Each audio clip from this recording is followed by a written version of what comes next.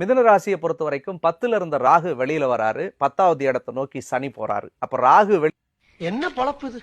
நம்ம வாழ்க்கை எதை நோக்கி பயணமா போய்கிட்டு இருக்குன்னே தெரியலையே. வாத்திய மேளங்களும் மத்தளங்களும் ஒலிக்கக்கூடிய காலகட்டமாக இருக்கும். பிழைப்பு இருக்கு. மண்ணு வாங்கலாம், மனம் வாங்கலாம், வீடு கட்டலாம், எல்லா விதமான சுபகாரியத்துக்குரிய காலமாகவும் கண்டிப்பாக அமையும்.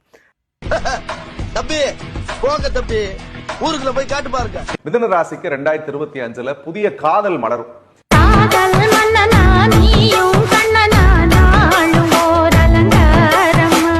எந்த விஷயத்துல மிதுன ராசிக்காரர்கள் நீங்க கவனமா இருக்கணும்னு சொல்லி பார்த்தா, அடுத்த 1.5 வருஷத்துக்கு யாரு கூட பேசினாலும் பழகினாலும் கொஞ்சம் கவனமா இருங்க.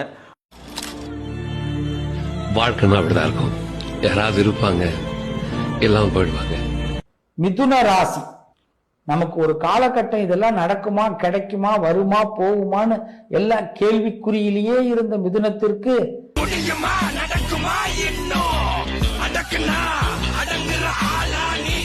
பரவாயில்லடா நம்ம பக்கமும் காத்து வீசுது அப்படின்னு சொல்லக்கூடிய அற்புதமான நேரம்.